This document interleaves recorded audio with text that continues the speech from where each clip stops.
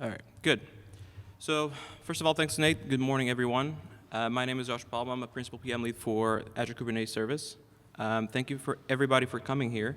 I have a quick question just to kind of understand how many of you are using AKS and for how long.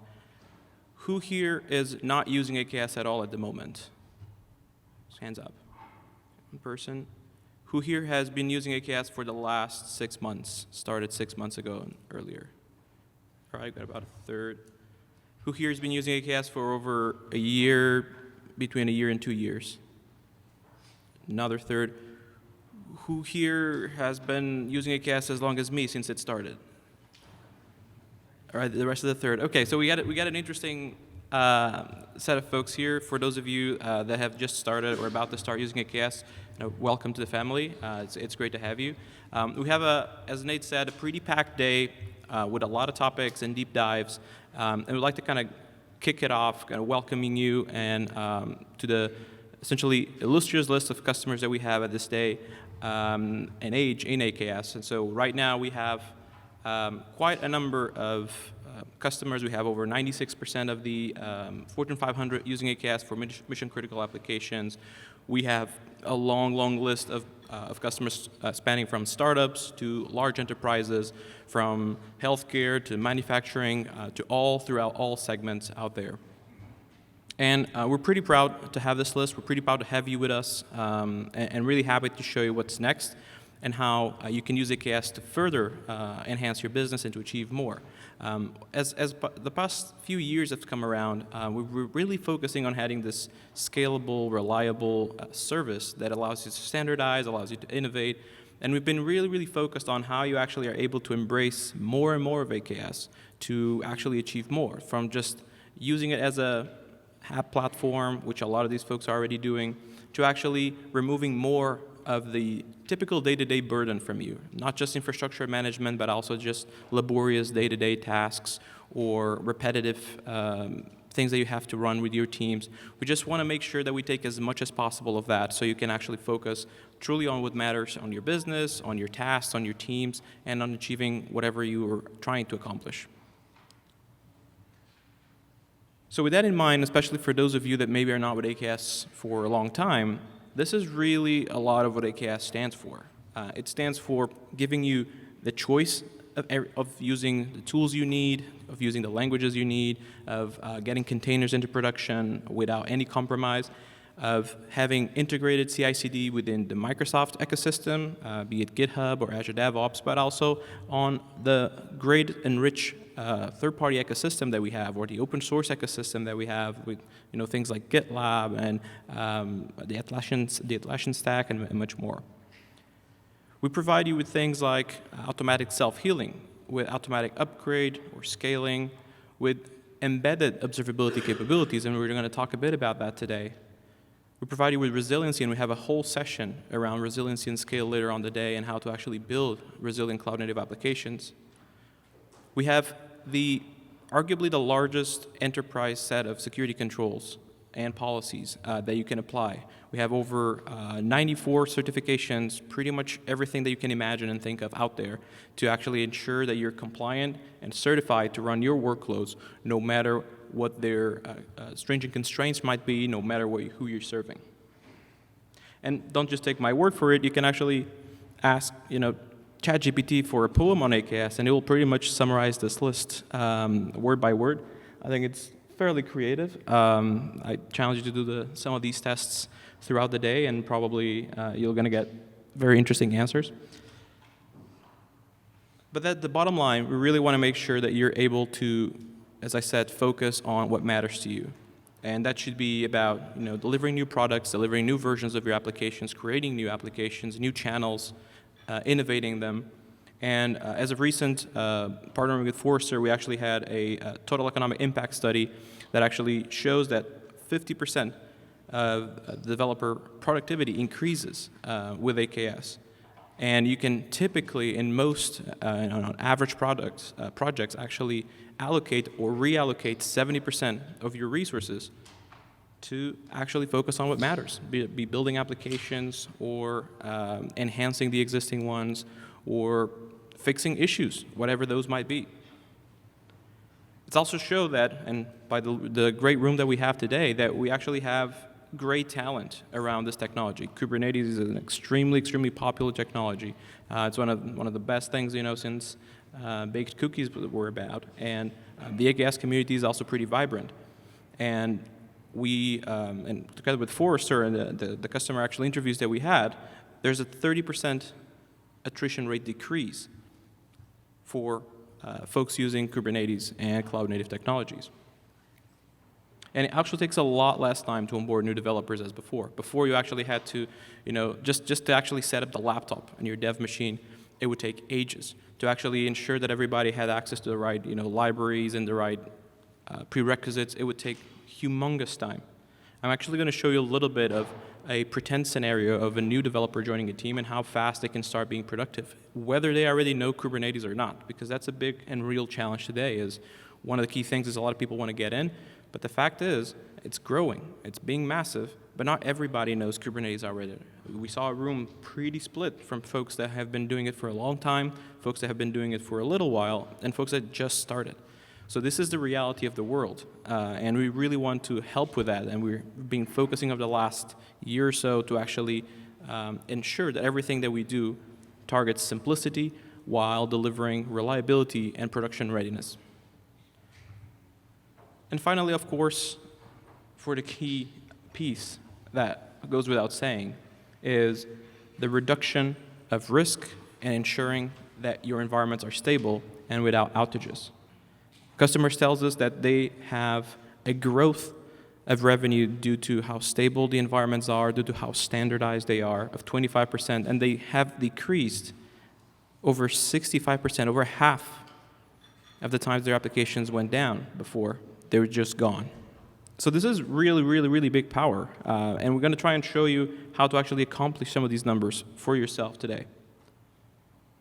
But first, let me introduce you to one of our customers. So this is Rockwell Automation, and hopefully sound is going to help us. And let's hear a little bit about them.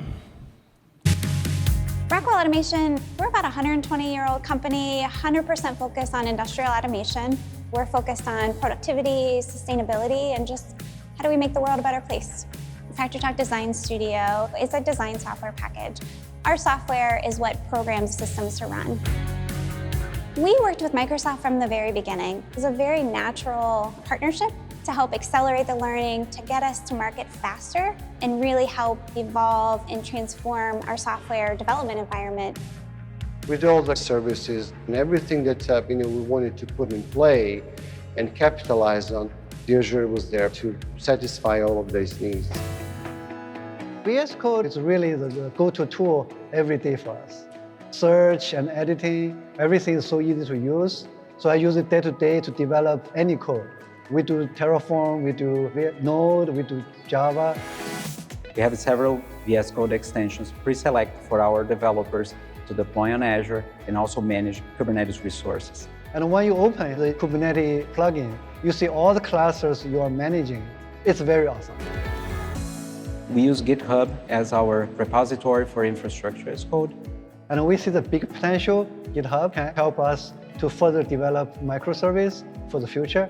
So at runtime, we 100% rely on Microsoft Azure services, which is high availability.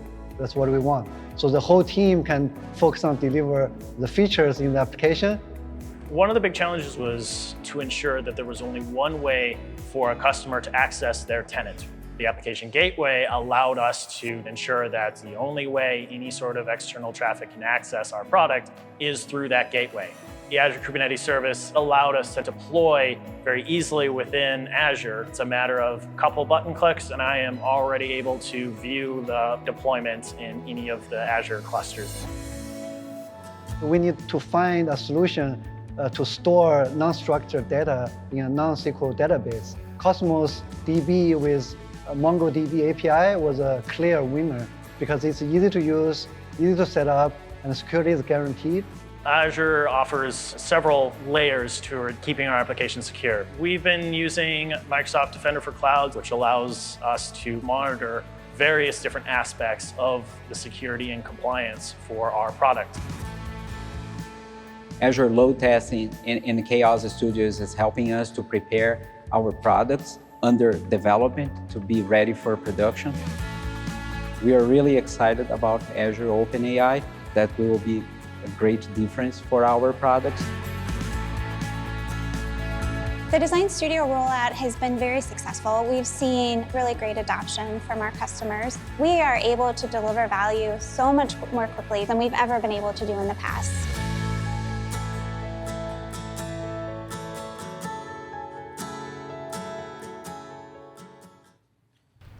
So Rockwell is a pretty interesting story for a couple of reasons.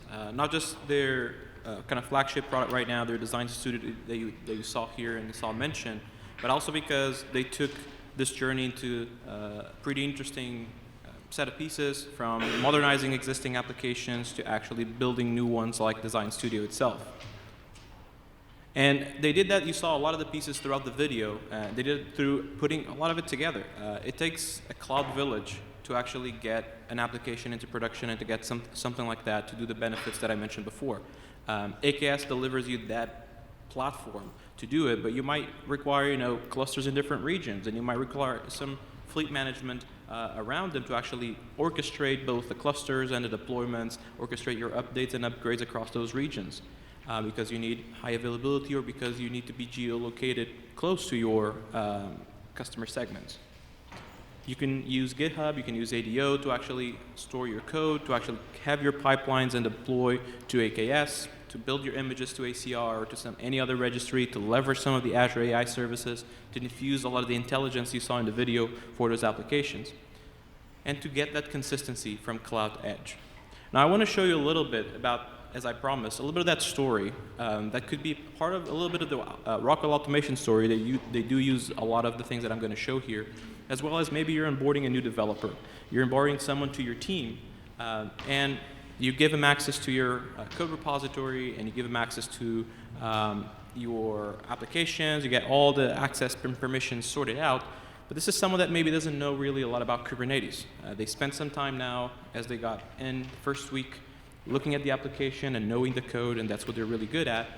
And at this point, you kind of want them to start dipping their toes and actually understanding to get a dev environment set up and ready. But again, they don't know a lot beyond the application code right now. So we're going to see a little example of that through the Azure portal that, again, both Rockwell Automation as well as this fictitious team is going to use. So the first thing that they really want to go after is to create a new cluster, assuming that we can actually get started. There we go. And for that, again, the first barrier that we hear a lot is, okay, but what settings do I choose? What do I configure? What do I need? So we actually have the cluster presets ready to actually answer that very need without just one click only. You don't need to actually go and scheme through all the settings that AKS has, which, by the way, it's getting to the thousands of options these days, yes, and the portal has a bit less and simplifies them. But with presets, you have just these 4 options, and you choose, okay, you want a production cluster? Sure, that's going to change some of the things that you have. Maybe use private, maybe add monitoring, maybe add auto-scaling, maybe add the system pool. You want dev and test? Okay, one pool is fine, a few nodes. That's really just for kickstarting your dev environment, and that's pretty much what we need. And I think we have reset for some reason. What's going on there?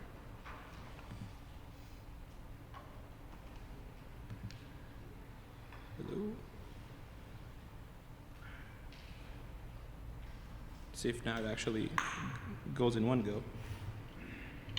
So with the cluster presets, it's very, very easy to get started without having to know and dig deep into every single detail of, say, networking or observability or the taints for the system pool.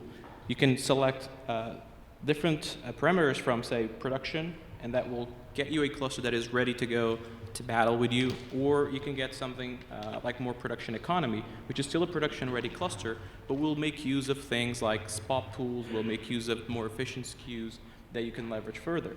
All of them do things like auto-scaling and auto-upgrading to simplify your operations, and you don't really need to worry a lot about them anymore. So in this case, as I was saying, we're just going to give this cluster a name, and that's pretty much the only thing we're going to fill out, and select this dev test case, and pretty much the Kubernetes version, because I'm someone that really likes to go on the latest and greatest, and we're going to go ahead and just review and create and get this cluster going.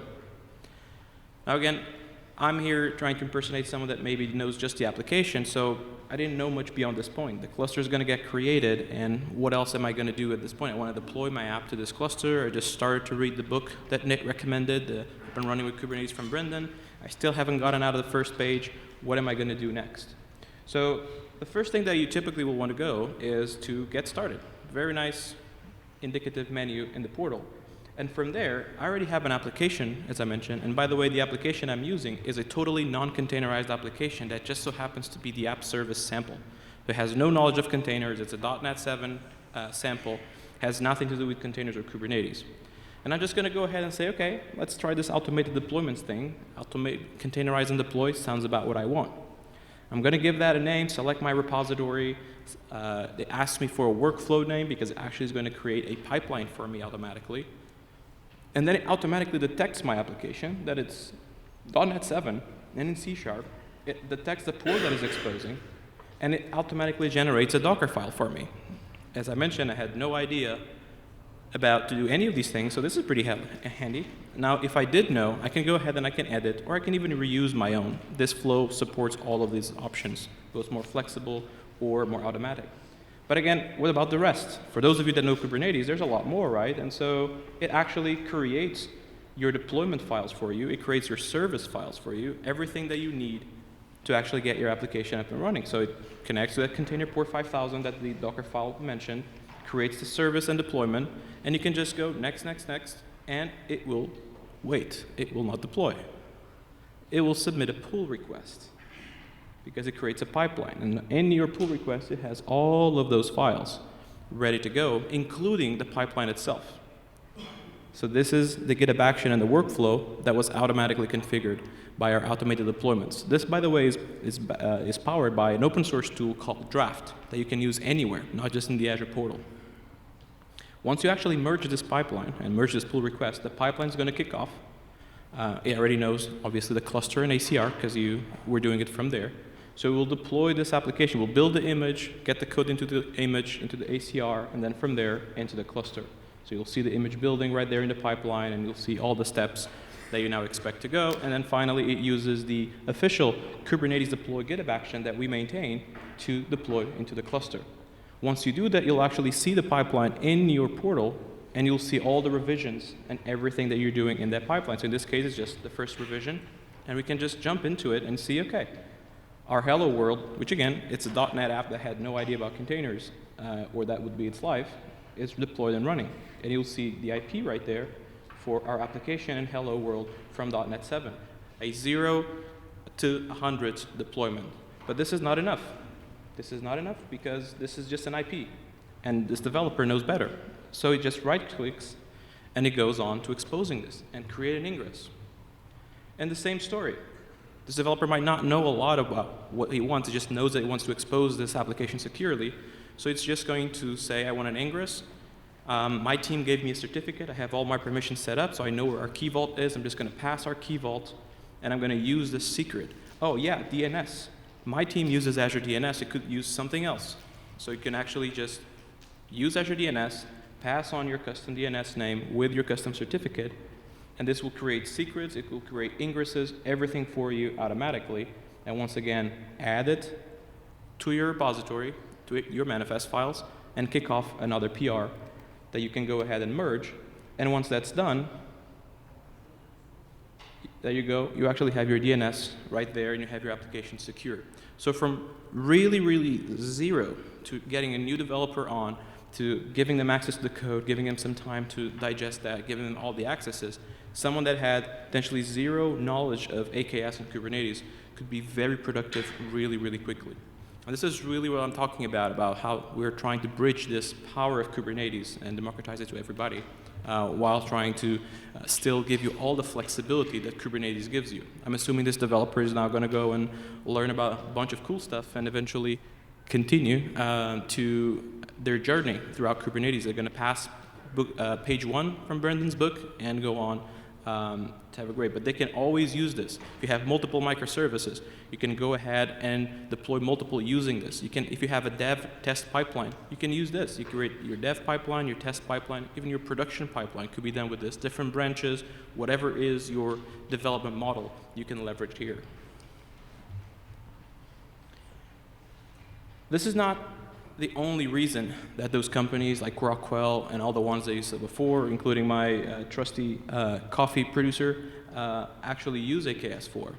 One of the main reasons that we see a lot of companies use AKS and delve into AKS is actually Microsoft's own usage of Kubernetes, Microsoft's own usage of AKS. For a long time, there's this kind of internal joke, if you will, that we would say that for a service to be big enough, to be reliable enough, we would have to answer the question, would Microsoft run Office on it? And if the answer was yes, then this service is pretty mature. It's pretty reliable. We can go, can go to battle with it. If the answer was no, probably it still had some time to grow. Well, in the case of AKS, not only is the answer yes, but the actual fact is that Office is already running on AKS. And not just Office, but also Teams, or the GitHub Copilot, or Bing, or Xbox Live Services, and many, many other games like Forza and many others. Microsoft has really changed the way that it's creating, developing software, and really rallied around Kubernetes and AKS. And that brings a lot of interesting things to you besides the fairly cool slide here, which is it brings you a stress test platform with some of the largest applications in the world. Teams has, at this point, billions of users going for it. Xbox Live Services, Bing, Copilot, it has a tremendous amount, and all of this is powered by AKS. Not just that, but the fact that these things stress our platform that much, yes, gives you a stable platform, but it also gives you a ton of innovation that these teams bring into the community, that these teams bring to the product, and that they continue to push us forward. So Microsoft is really, really betting on Kubernetes for all their main services. And this is a pretty unique position from any vendor out there, and I believe a pretty solid statement of where the product is going. It's not just Microsoft or some of the customers you saw there. A lot of the AI revolution that you've been seeing, I'm sure everybody here has tried ChatGPT. Anyone hasn't tried ChatGPT at this point? You probably should, if the poem that I mentioned before didn't convince you. So ChatGPT does run on AKS, trains models there, runs their website there. It has a backing of Cosmos DB. It was developed using GitHub, continues to be developed using GitHub, and all the things that we're showing here as well. All right, you were probably waiting for some shoe to drop at this point. Otherwise, I'm just going to make this fairly easy for you and say that you can go home, click 2 buttons, and all of it is done. So here's a long list of stuff. So the fact is, as you actually want to get your global, scalable, resilient applications that are secure, that you want to apply zero trust principles into it, that you want to make teams across the globe, hybrid teams, remote teams, distributed teams work together, there are a number of things that you still need to think about, even with all the things that I mentioned and the things that I'm omitting. Today, we're going to try and answer a lot of those. If you look at our left-hand side, that is essentially what the rest of our day is going to be like. We're going to be focusing a lot on how AKS and AI make each other better. We're going to be focusing a lot on how to build resilient cloud-native applications. We're going to be focusing on how to run stateful workloads, how to manage clusters at scale. We're going to be doing a lot of what's on that left-hand side. The right-hand side, I'm going to make probably a bad decision, and I'm going to try and address it in this session. So let's see how that goes, if we can get the left-hand side done the rest of the day and the right-hand side done all throughout this session. So no more sugarcoating, let's dive right into it. So the first thing that you need to really think about, right, as you're trying to go through your application is you probably need to have it properly instrumented. You need to have good observability for it. And you need to be setting alerts for it. Hopefully I don't see anyone nodding on disagreement. Everybody seems to be So how do you do that? Well, there's actually a tremendous ecosystem in the Cognitive Compute Foundation out there that supports you. If you want something pretty out of the box, Azure has a fairly opinionated way for you to get the typical pillars for observability, logs, metrics, or traces. It also has the community standards for it in Prometheus or even visualization with Grafana. And all of this is wrapped in our Azure Monitor suite that also represents the way and the commitment that we have with open source. We really want to make sure that the solutions that we're building in AKS and with our partners throughout Azure are rooted in open source, are contributed back, and I continue to innovate the community pieces of it so that you can use. So what I just showed you there was a really nice portal integration, but as I mentioned, that is all backed by Draft, which you can use anywhere via the command line tools or VS Code, for example, or you can build any UI you want with it as well. The same thing applies here. We want to make sure that you are leveraging the goodness of the community from the Prometheus queries, the nice Grafana dashboards, alert manager. You can use all these things that you want. And how does that actually look like? So let's take another look at a quick demo that goes around it.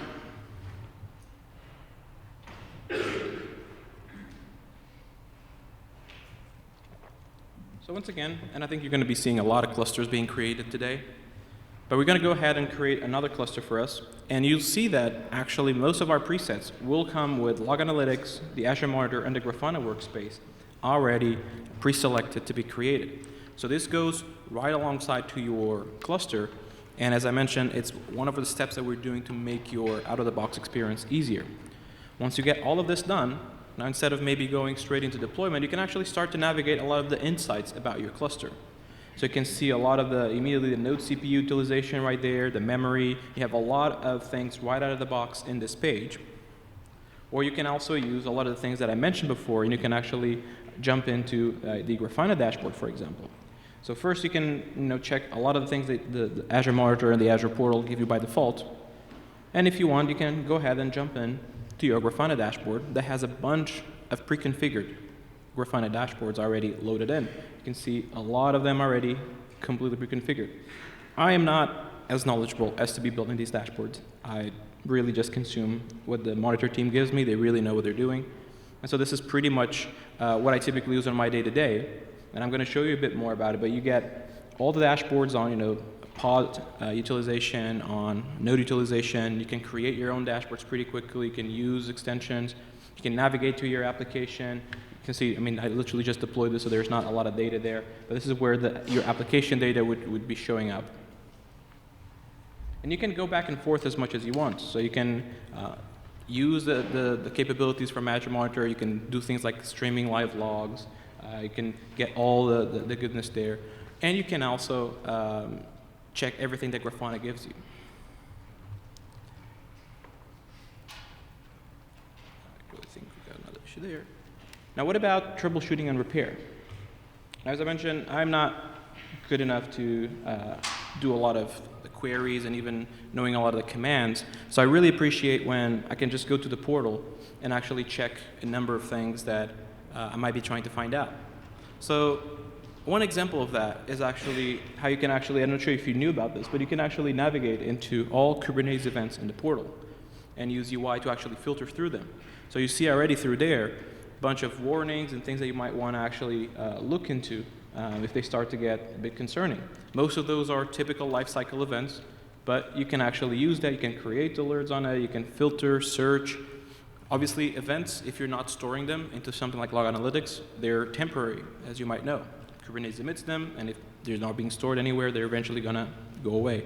But you can very easily navigate through your day-to-day operations with this, or then use Log Analytics for queries on these exact same things.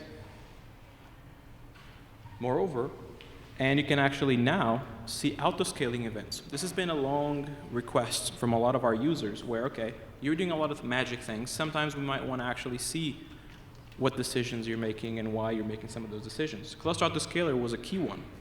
Okay, we're scaling. Okay, we're not scaling. Sure, but why? So right now you can actually see those events from autoscaler. You can see the decisions, the step-by-step decision process of autoscaler and see why. Oftentimes it's as very simple as, why is my cluster not scaling? Oh, I don't have quota. Right, let me go ask for more quota. So it really, really helps you do that. And to facilitate you on finding some of these issues, we actually have a lot of those auto-scale warnings right there that actually allow you to see detailed information about not just the events of autoscaler, but also some of the findings that we might have. For example, hey, we're detecting that you're out of quota, and that will actually show up there. Or we're detecting that you are out of IPs, for example, and that will also show up there, and you can click it and it will filter it immediately, because there's a lot of steps that autoscaler does to scale one node to consider. That's not the only thing. We also improved our nodes and node pool views to contain more information. I don't know if you knew, but the nodes in the Azure portal actually are the representations of the Kubernetes objects, and we expanded them. So we have additional conditions that we customize and added to them through Node Problem Detector. So they will tell you all kinds of warnings, such as you have some memory pressure, or you have some CPU throttling, or any other issues. We actually used them recently in a bug that actually happened in Ubuntu 22.04 for our kube balance. And we actually had that condition show up on target. A lot of our users found out by themselves as they were doing their day-to-day that they had an issue, that they were susceptible to that issue. Some found that they were affected, some found they were not, and just click one button, upgraded, and they had no impact whatsoever. And we just loaded that via one of those custom conditions, and they got an alert based on that as well.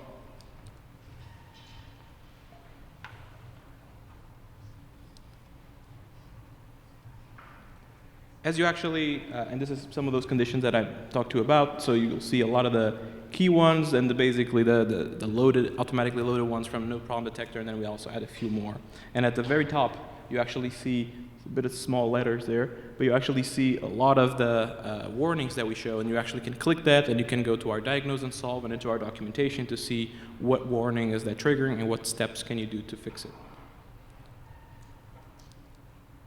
Let's continue. We have a lot of topics still to cover, but there's a lot to say on troubleshooting. And one of the key points that we heard from users is that network visibility, observability, troubleshooting is pretty hard. Potentially one of the hardest areas of troubleshooting.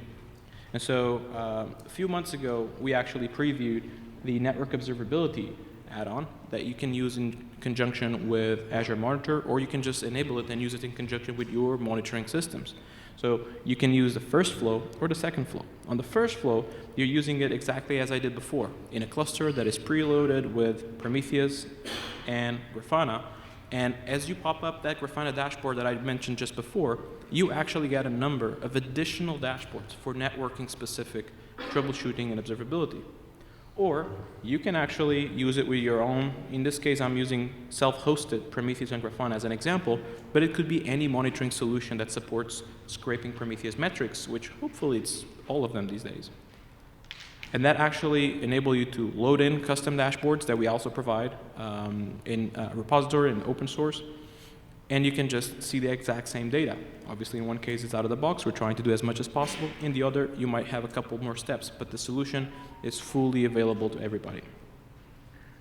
And this is a pretty interesting solution because it's essentially also bridging the gap that a lot of different data planes have. For example, if you're using on AKS a Cilium data plane, you might have a ton of rich capabilities and exposed capabilities that you can see. But maybe if you're using kind of a more IP tables backend, you might feel a bit left out because, oh, where is all that observability that I was getting? Then you might prefer one or the other. You might be using Windows. Okay, cool. I'm using Windows. eBPF is not there yet. We are working on it. But how do I get these exact same rich capabilities? So this network observability actually bridges that exact gap. You can get the exact same things in Cilium clusters or eBPF data plane, non-eBPF data plane, Windows, and Linux. And it does so by running little modules, BPF modules in all the nodes when you install this add-on that actually then expose those metrics that can then be scraped and collected by any solution like Azure Monitor or your own solution. Let's take a look. So this is already in public preview, as I mentioned. We do have some updates for today that I'm going to be covering. This is essentially the basic functionality that you can get already out of the box for the last few months. You could just go to our docs, and you can go on and install that add-on as you see per our docs. It's a simple update command, and you do this enable network observability, and you'll be pretty much good to go. What this gives you, as I mentioned, you can now continue from where we were before in our Grafana dashboard, but you're going to find out immediately a number of new dashboards if you check those out. So this is our Azure Monitor workspace and Grafana workspace, and you can click it and navigate to it again, and now you'll find a lot more goodness in there. So see, immediately you actually get the same automatically loaded ones. I clicked the first one, but now you have this network observability metrics one. And immediately this starts to explode the world of possibilities that typically were pretty hard to get. From cluster filters to namespace filters. You can actually get everything that you want from all the clusters that are onboarded into this workspace. And you can see, okay, how many packets are being emitted, how many packets are being dropped. Typical things that are pretty good to be alerting on and to be keeping an eye on. You can see things like the egress, you can see the reason that the OS and the kernel are seeing for those packets to be dropped. You can see timeouts. You can see port usage. You can see everything that you want from it. What are we adding? I told you there were some things today. So we actually are adding pod level observability. We're adding additional insights per pod. We're adding L7 metrics. We're adding DNS and even API server metrics and latency. And I'm going to give you a sneak peek. This is actually pretty close to be released. So let me already show you. One of the things that you can start doing now is going to our advanced metrics capabilities. And this now actually allows you to have more filters. It allows you to do not just per cluster, but actually go in and say node pools. It allows you to go namespace. It allows you to go per pod if you want. All the pods that you have there, you can go and filter for it. So you can see things like incoming traffic to that pod, outgoing traffic from that pod. You can see hotspots. You can see, hey, I have something here that is really sending a lot of traffic. Maybe that's not expected. Maybe that is. Maybe it's the opposite. You're pretty concerned that it's not sending any traffic. What is it doing there? Look at all the things at the bottom. All of that, by the way, is out of the box. I'm not smart enough to build these things. So all of this is now DNS requests. By who? To where? What's the response? What's the performance? What's the latency? All of those automatically. You see the actual, what's on the queries exactly, what's the payloads. You get everything from there. Completely out of the box for all your pods and for all your applications. Yes? Yeah, it works with anything. It literally does not have, it actually is using eBPF module, so it doesn't matter what's on top. It will get that regardless of what solution you're running there. And again, it runs with both Windows and Linux. So it works if you're Windows pods, doing Windows applications, doing queries, it's the same exact thing. And the last thing that you see here is actually the API server latency. So you can actually see if some of your nodes might be bogged down for some reason. Maybe you're hitting it pretty hard and it's starting to struggle to connect to the API server. And that's the cause of a lot of the things that we sometimes see, you reaching out to us, asking questions and seeing what's going on. And this gives you the response right there. And once again, you can very easily wire up alerts to all of these things based on your own thresholds. And once again, the nice heat maps going on there. All right. This was hopefully pretty cool on that first point, but we have still the whole list to go through. So let's maybe keep moving. Now, we really want to also help distributed teams to develop better in parallel and efficiently. A lot of times that's about using things like code spaces and using the integration with GitHub that I mentioned before and that I showed before. These are all things that are available to you today. Help you onboard quicker, help folks collaborate. You can have the live coding, live reviews features that we have. In other cases, it also is about how do you actually get some isolation for them. So how do you actually enable these teams to not have to worry a lot about infrastructure and actually have quick access to just some temporary, almost ephemeral infrastructure and still be isolated, maybe not collide with each other, but still have the power of Kubernetes at their fingertips. And so we were pretty happy to announce a slew of long-awaited updates to virtual nodes, our kind of serverless integration with AKS that creates pods through Kubernetes in Azure Container Instances. And actually now, the size of the scenarios that it enabled before, from things like jobs and batch scenarios, it actually integrates fully with Kubernetes services, the Kubernetes public load balancer, internal load balancer from Azure. It fully integrates now with host aliases. It has a lot more support for container lifecycle features such as hooks or probes or grace termination period. It has now a lot more support for storage, like projected volumes, and the same topic as we were just on. For monitoring and debugging, you can now do port forwarding from pods through Kubernetes nodes. So pods on ACI through Kubernetes nodes to your laptop, to your machine, to do tests of applications and more.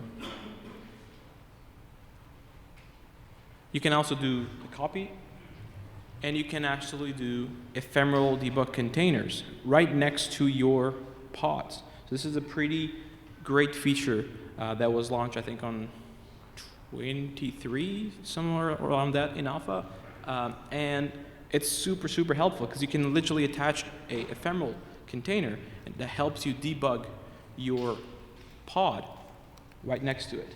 Again, this is something that you attached from a Kubernetes node, from your laptop first, the Kubernetes node, all the way to ACI, running just that container in a serverless fashion. Let's take a look at some of these new features.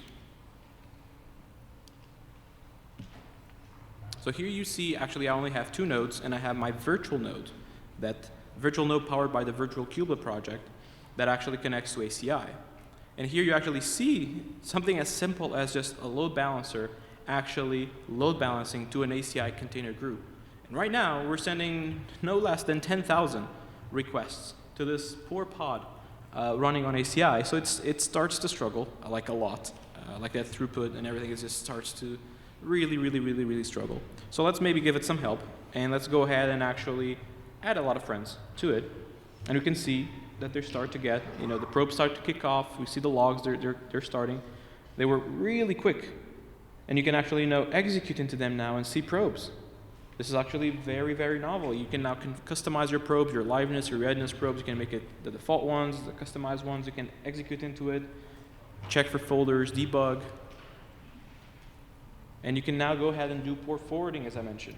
So you can now just port forward to port 80, and now there you go. A demo of container instances, because that's where we are. We are actually in ACI container groups. And if we actually send those 10,000 requests, now you actually are happy. We actually are getting much better throughput, no errors, and we're really good to go. So again, really easy to get started. You can get started really quickly with the demo I showed with GitHub. You can now get your teams all of this serverless infrastructure at your fingertips, still using Kubernetes, everything that I used before, the same deployment, the same service, the ingress, everything is really at your fingertips at this point to use with this. Let's keep going. Are we on time? Terrible. We have a lot to go still. Scalable and performant networking. I see immediately some faces even looking down and saying like, oh, networking. That's that time. Okay, let me check my email. So this is a really big point of concern, and a lot of it is because in order to actually get to scalable and performant networking, you typically have a ton of options. You need to know a lot, and that's also something that we've been trying to get automatic from the start with things like CNI overlay that actually allows you to go to millions of pods already and actually get you this set of IPs that are non-routable, that are an overlay capacity while still giving you the exact same performance throughput as a node, as a VM to VM traffic. I know for a fact, for our benchmarks, that overlay is one of the best overlay network solutions, not just in Azure, but in all of the market for Kubernetes. You can get the same performance from pod to pod, node to node, as pretty much VMs to VMs because we're doing that routing at the underlying layers of Azure. We're not doing route tables, we're not doing VXLANs, any of that. And you can pair that with Linux, Windows, with our IP tables data plane, with our eBPF data plane, And then a lot of our users started, okay, but I have some, multi-cluster mesh scenarios, and I'm using Azure CNI. When will you get me even more IPs? So actually, coming very soon, we are getting a lot more IPs. We're going to enable you to get more than 1 million pods in a single cluster, not just in overlay, where you can already do it today, but also in CNI VNet, which is that flat network where pod gets the IPs from the subnet. And you'll use that by using subnet CIDRs to your nodes. Very recently, and coming GA in Q1, is the application gateway for containers. Maybe a lot of you know its older cousin that we used to call Application Gateway Ingress Controller, or AGIC. This is actually the new generation and a complete rework of that solution, specifically for cloud-native workloads, specifically for AKS. It gives you a managed application-level load balancer for Kubernetes, directly loading the pods with complete real-time configuration updates, which was a big pain point before. Based on full open-source technologies like Envoy, you can deploy it with anything from Terraform to CLI to anything to Pulumi, whatever you want to do. It's full baked into the Azure API, fully baked into AKS, coming really, really soon in Q1. And you can do all the things you expect from an L7, from rewrite to blue-green weighted deployments with an ingress controller that is out of the cluster in that case. We have more. A lot of you are starting to have a lot of concerns with IPv6, and until now, we only had IPv6 GA'd in KubeNet, which had some limitations on nodes. It only goes to 400 in IPv4. You throw in IPv6, and it only goes to 200. Well, we've been working on this for a while, and we're really happy to have dual stack on overlay now. So all the things I mentioned before, that performance, those millions of IPs, now available for you in overlay with dual stack. And now the demos that we can do are a lot cooler. And for those of you that were just like, okay, when are we going to stop with the portal demos? I want to see some CLI. That's not what I'm here for. Stop with the UIs. Well, I got you. Also chill. But here we go, and we actually jump into a cluster. We're going to enable our dual stack feature flag, and we're going to create our cluster in overlay and with our two IP families. This was possible just before with KubeNet. We're going to create our cluster. It is now done. And now you can go ahead and get your credentials, and we're going to start to tinker with it a little bit. So immediately you see that your nodes themselves have dual stack. So now you have IPv4 and IPv6 on your nodes. Let's get a deployment going, just the basic Nginx deployment. I'm not even going to bother showing you YAMLs. So it's just going to be pure CLI. I know you want it. So now I'm going to go and I'm going to edit that to have IPv6 and IPv4. So now I have two deployments. In one case, you're going to get our good old IPv4. And on the second one, the second column right there, you're going to get our IPv6 endpoints. And you can now expose this directly in your load balancer services. The load balancer will also support IPv4, so you get your IPv6 load balancing to the IPv6 endpoints and your IPv4 load balancing to your IPv4 endpoints. So you can really easily give whatever. If you have like a network or a client that doesn't support IPv6 and you want to still give it IPv4, everything will just still work. If you have a client that only supports IPv6, still works. If you have a client that doesn't care, enjoy. Both still work. You don't really need to do a lot to your environments. You just do that one annotation that just shows you there, and it goes. And you get all the benefits from overlay on both scale, performance that I just mentioned before. But there's more. Let's keep going. We have a ton of updates on our networking stack. From the ability to enable and disable on existing clusters, we have a commitment to ensure that everything that you do is possible on existing clusters. Sometimes it's really hard for us, and we take a while, and we're sorry for it. But we really will get there for absolutely everything. One is network policy, being requested for a while. You're going to be enabled to enable and disable on existing clusters. The second big one, migration from CNI plugins. So migration from VNet to overlay and from KubeNet to overlay is now possible. We're just previewing the migration from KubeNet to overlay. So for all of you that were just waiting on this to get out of KubeNet, just go press the buttons now. I'll wait. Just don't waste time. This is GA. There's no reason right now to stay in KubeNet. You told me this was the only reason. I'll wait. If anyone is using KubeNet, I'll be waiting at the door, ensuring that you're migrating. Outbound type migration. Typically, customers are going to have one of these, either managed NAT or load balancer or UDR, user-defined routes. You can now update between them. So if you chose one and you want to update, you're now possible to do so. You decide you need a UDR, now you no longer need it. You started with load balancer. You actually don't want that. You want managed NAT now. You can do all these updates today in place, and we'll do that all for you. And finally, host ports. It's actually GAing. So if you actually want to expose pods directly, publicly, through, for example, public IPs on the nodes, which is a feature that AKS has, because you might want direct connection to pods, very common in media scenarios, etc., where you establish the connection and then you go directly. You can now do that. AKS automatically configures the NSGs for you, so you just create the pods with the right annotations, and AKS will take care, even if the pod moves around, we'll keep updating the host port and the NSG to ensure that communication keeps going, even if the pod moves around. Let's keep going. I think we're like halfway through the list, hopefully. So we want to have a better security posture and a more secure supply chain. Well, with Kubernetes 1.28, which, by the way, just dropping it there, we're GAing today, there's a ton of security features, from admission controllers to things like KMS v2 being introduced with it, a rework of the encryption of etcd feature that we had with a lot of the requested feedback. And all of this comes with 1.28. A lot of things are coming with 1.28. Just stick around. We have several updates on our Azure Linux.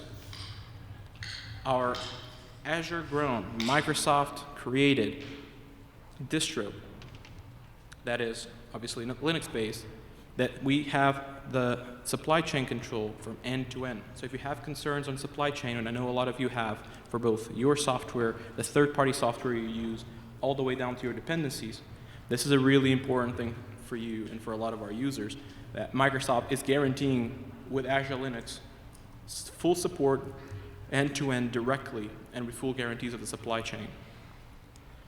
We also are pretty happy to announce the in-place migration for it. A lot of you could just create new node pools. Sure, that's typically the answer I give to 90% of the questions, just create a new node pool. But for a lot of you, that typically will be, oh, but what about quota? Do I need to do more quota? No, you can actually migrate in place from your Ubuntu nodes into your Azure Linux in the same node pool.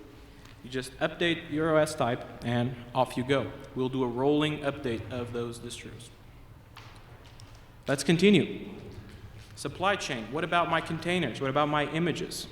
Well, typically that's where things start to get pretty hairy, because containers have all these layers, and then you pretty much are going to struggle if any of these layers, like for example that layer 1 that already has that little sign there, has a vulnerability. And now what do you do? And how do you know which layer it has it, and what's the easiest way to patch it, and how do you keep it automatically patched? Well, we actually have, and you're probably going to learn about it throughout the event today, but we actually have Project Copacetic created exactly for that. You actually can use scanners like Trivi or any scanner that you want to actually get that vulnerability report. We'll parse it. We'll send it to the Copa tool that will basically find the exact fixes and apply them, and then pretty much get your image created and updated with that patched layer. Anybody use Copacetic already? No? All right, you're going to like this. Open source tool to scan, and we're going to see all these CVs right in that image that we just pulled. So our next step now is Panic, right? Or you can actually go ahead and use Copa and actually just patch that image. And that's it. You can just be happy. There's no more tricks, nothing else. Copa will get to that report, we'll see the vulnerabilities, we'll patch them, and we'll create an image for you. And that's it. You can look at the history, you can look at the layers that were built. You can not trust me, and you can go ahead and run Trivi again if you want. This is a demo, I can assure you. It's going to have 0. And this is it. So this is a huge, huge problem for operators today. where you actually have a ton of images. You don't know which layers have. You start to have scanners going left and right saying some vulnerabilities. You don't know if it's this image or that. Typically, it's both. And Copa really makes this much, much simpler. Speaking of images, we also announced a couple of weeks ago image integrity, which works by extending two CNCF projects. Gatekeeper, Ratify, uses image notation to actually sign and then validate the signature of images. So now you have images patched, they're secure, you're scanning them, it's all good. Philosophical question, how do you know that your image is your image? Well, that's exactly what image integrity is meant to address. Pretty much pressed on time, so there's a great actually session on that throughout the conference. So I'll actually defer that to Xander if you actually want to know more. But I do want to show you a little bit of how it looks like and how it works. And it's pretty simple to use. We already have a policy on it that you can just go through Azure Policy and add. You can assign your definition.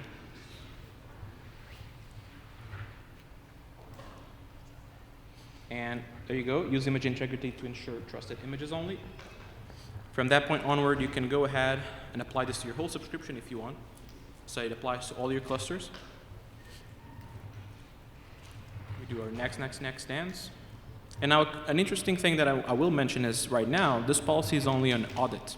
This is because before, we couldn't actually enforce deny because we required a new capability on Gatekeeper, which was mutation. This is actually just landed in Azure Policy, and so that's actually something that will be supported in the next release of image integrity. So this is going to be an audit policy on the cluster that we're going to create right here. So let's go ahead and set our subscription.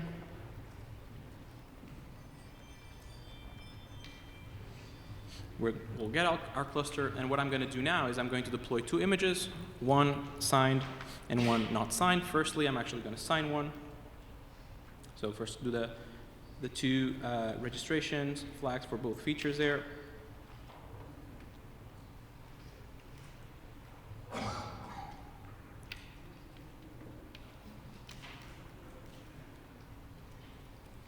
Then I'm showing that basically nothing is there except pretty much Gatekeeper, which is really the key thing that you want, is that Gatekeeper and that policy, and that ratify, that number 3 position that is going to be, as the name indicates, ratifying those signatures. So now I'm going to basically apply that. And as I deploy my signed and unsigned image, both are going to be created. But only one of them is signed. So if you actually, as I mentioned, this is an audit only, not in deny. So if you go back into policy, you'll actually see in your audit report that you have one image that is unsigned and that your cluster is out of compliance in this policy.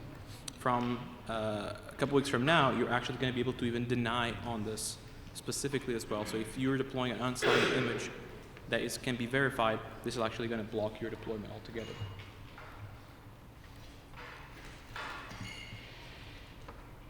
Now, let's keep plowing through into reducing cost and streamlining operations. Big tool. The first thing that I want to mention on an area that is, for a lot of you that are using AKS for a while, and cloud, is going to maybe be of great fresh air. For those of you that don't, again, this might be new, so you get the benefit of it from day 0. But one of the key things that you need to look into when you're doing instrumentation that we did before is what are the costs of that instrumentation. And you need to be careful. Yeah, you can just turn everything, to the maximum, get all the verbosity and everything, but then you're going to be paying for those logs, for those metrics. So you need to ensure that you have the right set of logs and metrics for the right capabilities you want. And this sometimes could be challenging. So on our Azure Monitoring Suite, we're happy to announce that you're now able to adjust the frequency of collection. You can adjust the namespace filtering. You can have per table configurations. This is a 2-win there, because you can actually, before you had this AKS diagnostics piece, and you basically had all our control plane tables in one, with all the rows kind of in there, and you had to query, and then it's just a huge, massive table, so it was even hard to use.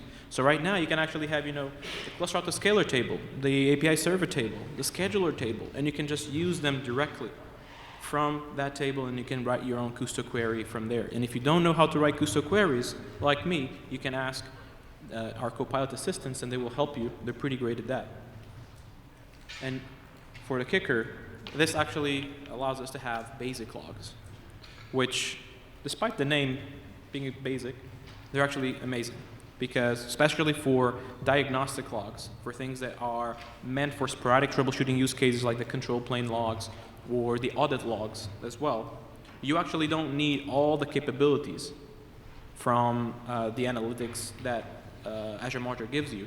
And you actually don't need all the retention of data, of like 30, 90 days that it gives you. So now with the trade-off of 8 days retention data and basic query capabilities, you actually get much, much cheaper collection of these logs that you would, allowing you to actually store things like audit logs and control plane logs at a much more affordable price. The way to actually get this is pretty simple. If you're already using it, you're going to see this basically in the table plan in your diagnostic settings, and you can just select, instead of analytics, you can select basic, or you can select analytics in the specific table that you actually want that higher retention and complex query capabilities. But there's more. We definitely want to save cost. One thing that we're working for a long time is how to actually balance cost reduction and reliability. And one of the places that really touches deep is on how much we are reserving and protecting the system for misbehaved applications. And for a long time, we really, the trade-off was just too bad. So we really wanted to just prioritize availability and resiliency over cost. But we've been working tirelessly to actually get into that this is not a hard choice to make, that you can actually get both. And so we're really happy to announce an optimized allocation for resource usage on AKS nodes that is GA for Kubernetes 1.28, so all 1.28 clusters is. And cutting the long story short, there's 20% more per node for every node that you use on AKS. You heard me right. Every AKS node from 128 onwards has 20% more allocatable space. You haven't done anything. The exact same cost that it was before. There's more. You might want to analyze that. You might want to see how much are you spending, how much are your pods spending. And we've announced integrations with OpenCost, with KubeCost in the past. But we've been working tirelessly to actually get that cost natively into Azure. And I'm happy to kind of give you a little teaser of something we're announcing very, very soon, which is our cost analysis add-on. So if you actually check our cluster here,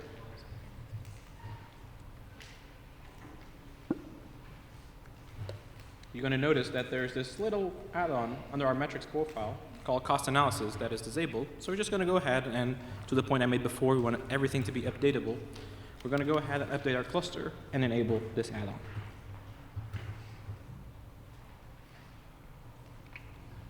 So now you're going to see that it's enabled, and you might be wondering, but what does this do? Well, let me show you.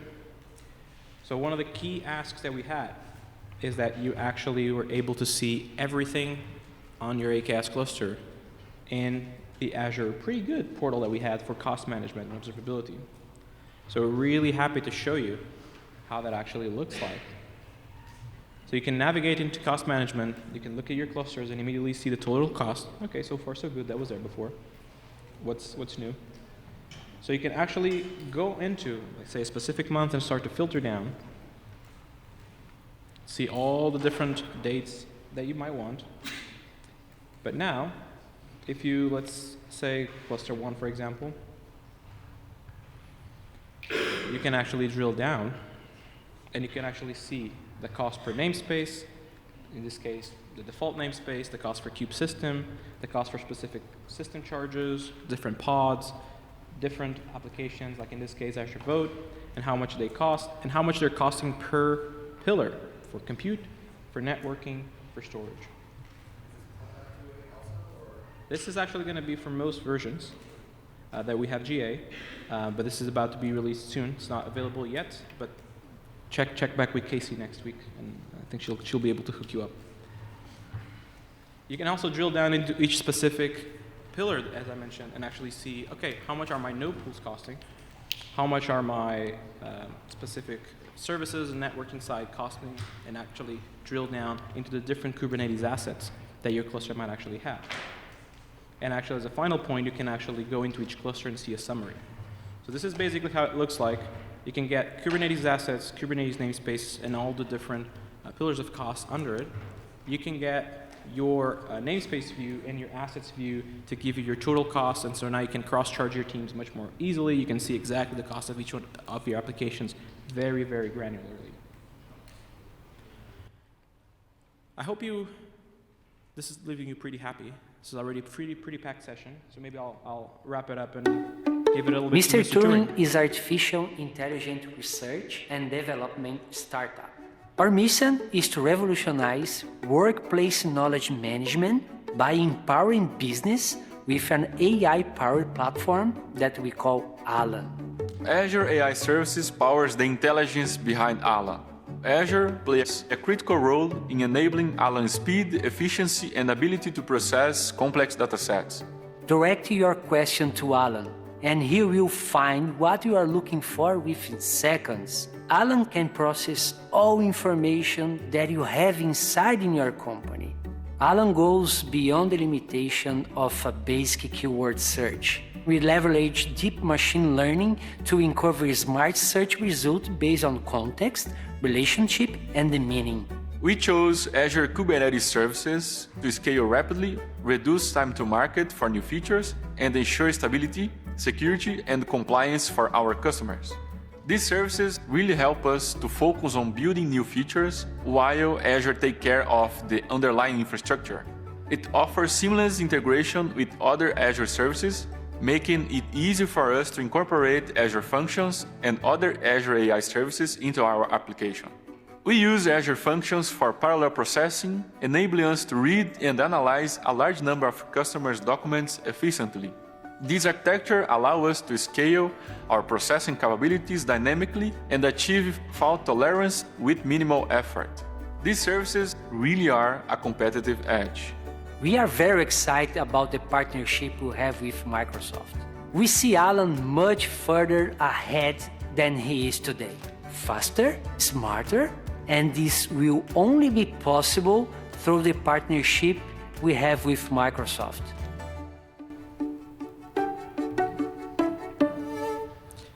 All right, I hope you enjoyed this keynote. We have a ton of announcements for you throughout the day. Well, I guess this session did bring me a few ideas, though.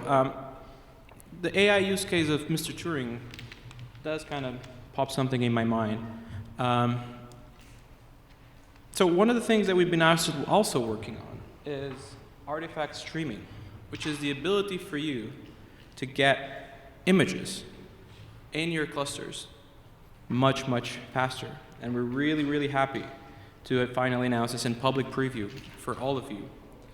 This is actually a partnership that we've been doing for a long time with our Azure Container Registry team that is going to help scenarios like Mr. Turing with very, very large images that they use to train Alan, as you just saw, and reduces their pool time from many minutes to basically seconds. And we're really, really excited for you to check it out. I know some of you might not know. Anyone here remembers good old Project Teleport? Just you, Richard? Okay, good. That's what I expected. So this might scare some of you. So hold on to your seats. What I'm about to show you is absolutely true. This is important to start there. On the left, we have a pool with artifact streaming. On the right, we have a pool absolutely normal that you can just create a cluster and do. So on the left, it's already running, which kind of messes up my demo. We couldn't really get it to go slower. So it's already running. On the right, it might be a good time to get a coffee. So this is a pretty large image. Has about 30 gigs, I think, which is pretty big, but not unusual for these very large, especially machine learning heavy images. I think you see the bar, right? This is as much as we're going to have to wait. We don't have this much time. I might try to get it to the end, but I don't think we're going to get there. I can promise you it pulls. And it takes about 109 seconds versus those 6 seconds. That same exact image. So that's what artifact streaming gives you. It's available for Linux in public preview now, and we're going to be bringing Windows to it at the beginning of next year. This is an extremely transformative capability, and I'm really excited to get it to you. But there's a bit more that I think we might need. And, okay, expletives aside, I see some of you just swearing at this point. So one of the key things that we see for the interoperability of cloud is ensuring that we cooperate with all the providers out there. So AWS famously launched Karpenter maybe about a year and a half ago, to fulfill a specific gap on auto-scaling capabilities for the infrastructure. It was something that we actually discussed with them and partnered with them pretty early on, and it's been essentially a single provider project for a while that is now being donated to the CNCF and into the SIG auto-scaling. Well, we've been working with them a lot over this year to try and actually bring this, and we're very, very excited to finally, to some of you, announce the Karpenter AKS provider being fully open source and available for you to check out. That's the actual repo. You can go ahead and start opening issues and start asking for things, but you don't need to start asking when are we actually bringing this to you, because it's pretty much right now. We're also happy to announce our node auto provision based out of Karpenter that actually enables you to deploy workloads like the ones you saw from Mr. Turing and actually provision the infrastructure just in time based on that workload. It will actually provision VMs and deprovision VMs specifically to match your workloads and exactly what they need. And if you're a bit confused, I'm going to part with this last demo, just showing how Karpenter actually works. And here, you basically have what the Karpenter configuration, the Karpenter provisioner actually looks like. So you can go ahead and say, hey, I want Spot or I want on demand, and this will actually allow Karpenter to decide what type of VM it actually is going to set up for you. You can tell what kind of SKU families you want. In this case, it's all the D families we're opening. It could be D and E and F and M, and we have most letters of the alphabet in Azure. And I can go ahead now and get my sample application, this inflate application, which is just occupying space, and get 20 replicas for it. And on the little corner over there, you're going to see time, just so that this goes and continues. So it's going to continue just counting. And I'm going to do a bunch of things. And the time, I'm just going to leave it there, counting. So right here, you're actually going to start to see Karpenter receive those 20 replicas and decide what's the best and the cheapest node for those 20 replicas and the cheapest way to get it, as well as a node that has the right capacity in this region, that has the right availability and is the fastest one to provision, and it's already there. I can't even continue to speak. So in about a minute, you got 20 pods deployed.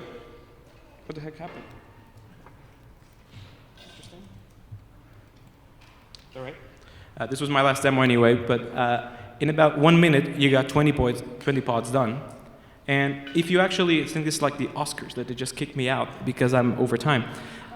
So in about 1 minute, you got 20 pods scheduling one node, and the remaining of that demo that I'm sure Justin and is going to be showing you later throughout the day is actually we can increase the size of the application, and Karpenter will actually deprovision that node and provision different nodes that match that. So we saw a D8 being provisioned there in that 1 minute. When you add more, it will just select maybe a D16 and more densely pack them up.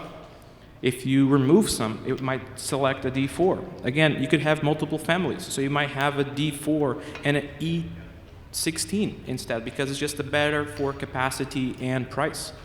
And depending on your application sizes, it will continuously try to densely pack your workloads while bin packing much, much quicker than typically just a regular cluster autoscaler pending algorithm would be. Cluster autoscaler is still great for most workloads, but this is really a game changer, especially in AI world.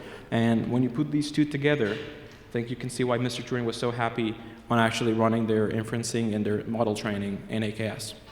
Now it's true, also I don't have a laptop anymore, so thank you everybody. I hope you enjoy the rest of the Azure day, and I see you through the halls. Thank you.